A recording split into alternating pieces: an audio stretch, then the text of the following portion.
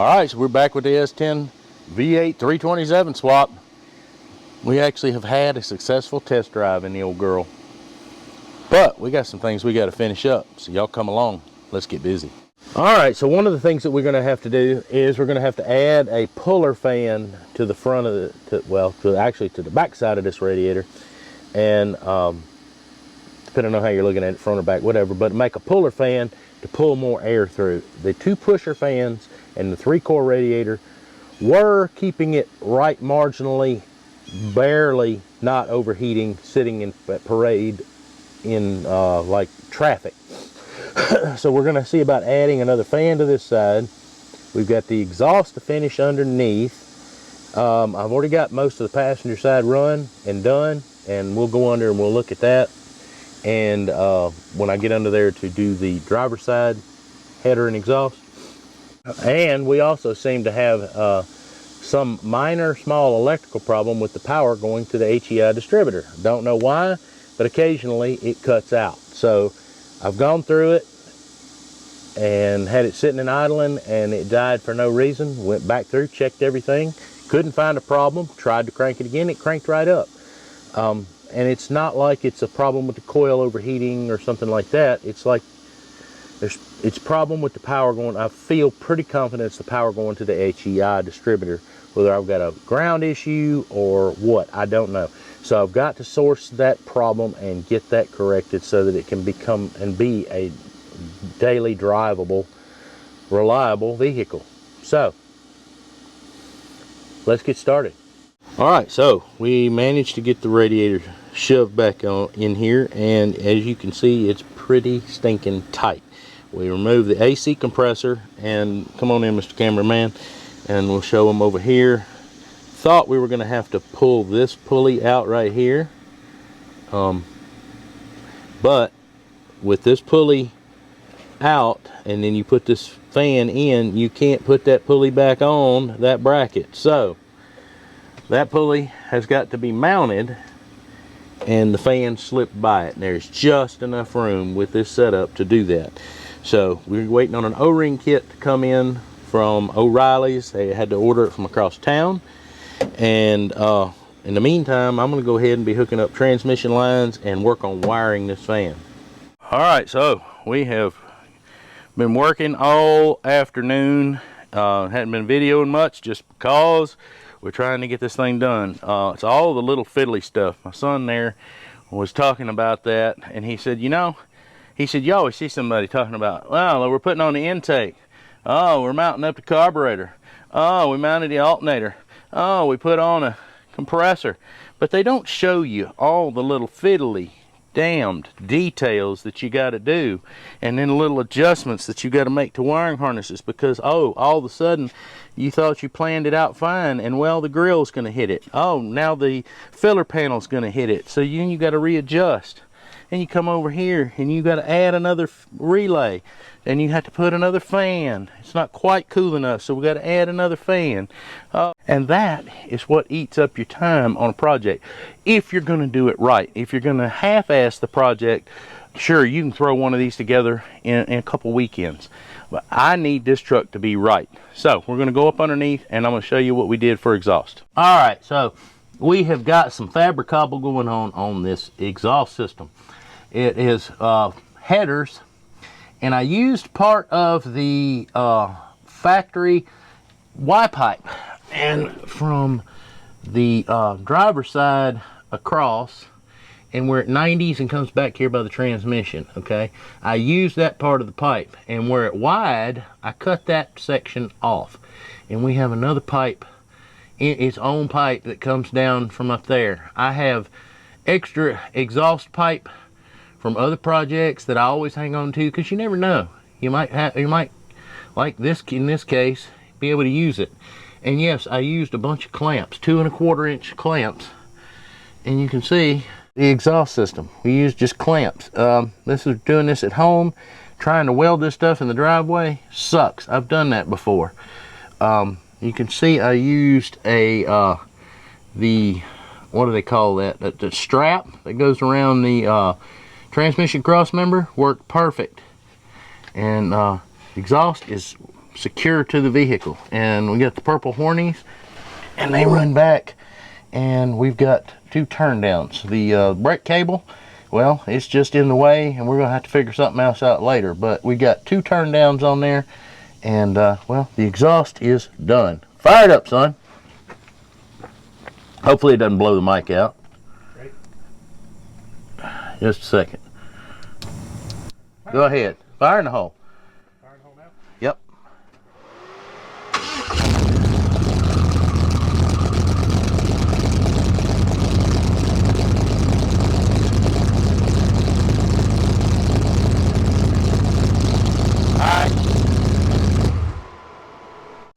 Well, I turned my microphone all the way down. It may have still blown out. Is what it is. Ready But to let it down? yeah, let her down. But fixing to back it off the ramps, and we're letting the back down on the hydraulic jack. All right, now we're going. All right, this is our first time driving the thing, or him driving it. I don't know how the microphone's going to do. We're hopefully not blowing it out. I got the decibels turned down, but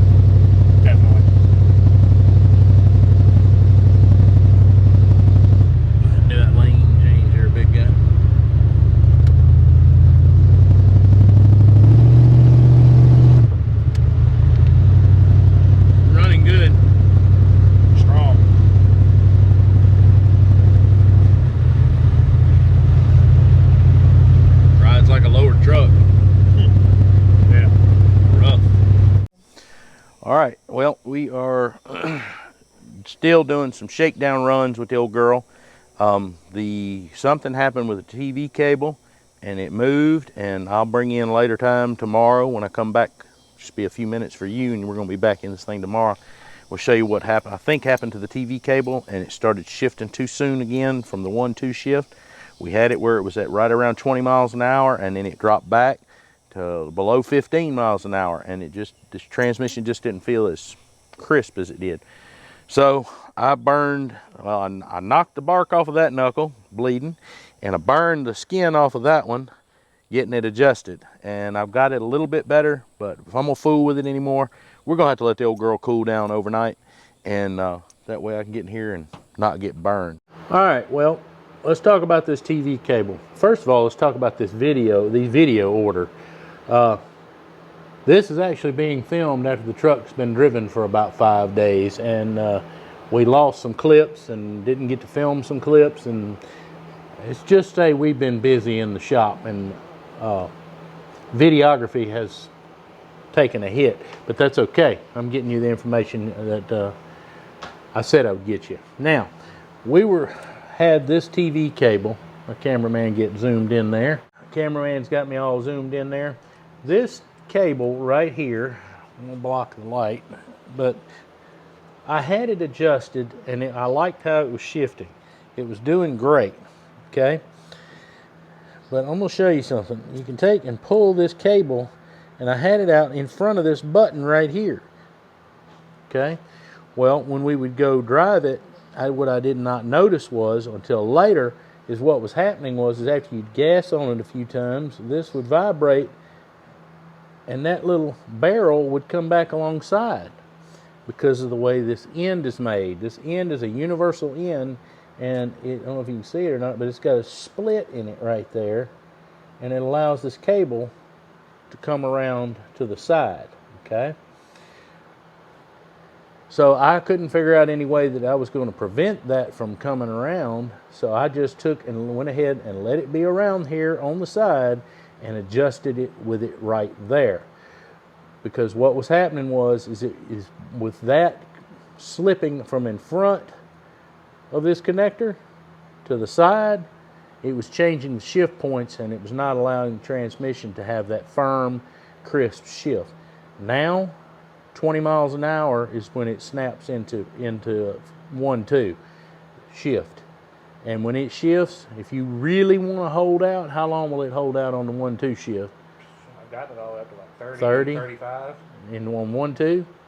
30 for sure. 30 for sure. 30 for sure. If you're really in it, it'll hold out.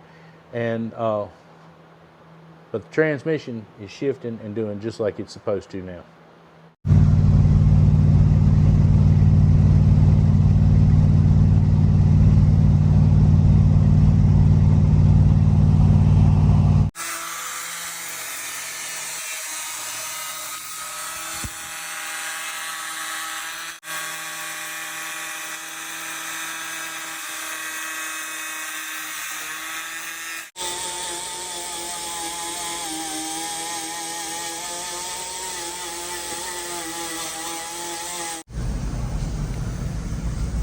Don't push down, yeah.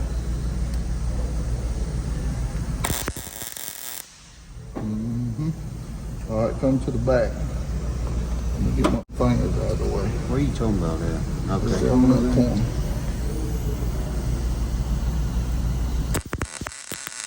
Sure, I'll hold it. With no gloves. All right, go to the bottom then. Can't see. Can't see shit out of this thing. Right there.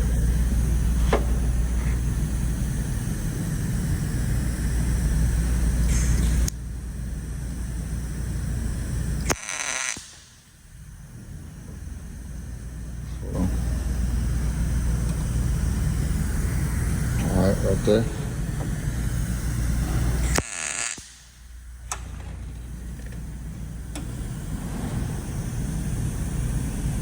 There.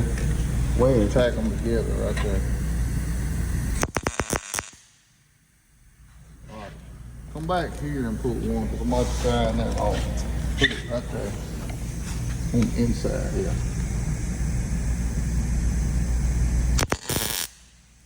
All right.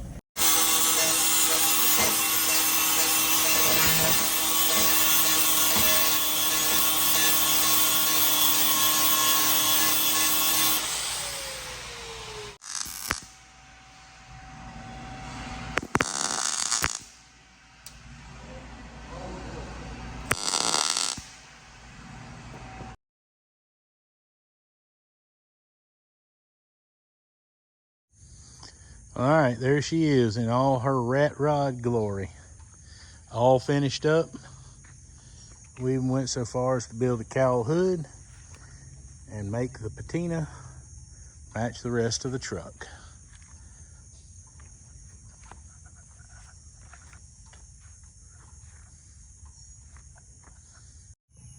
Well, I really hope you've enjoyed this build series on this little S10 V8 old school hot rod, rat rod swap that we did.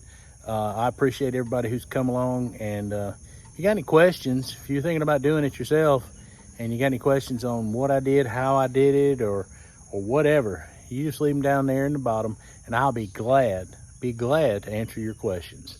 So, till I can film another video, and who knows what it's gonna be, why don't you go watch another one coming on the screen right now.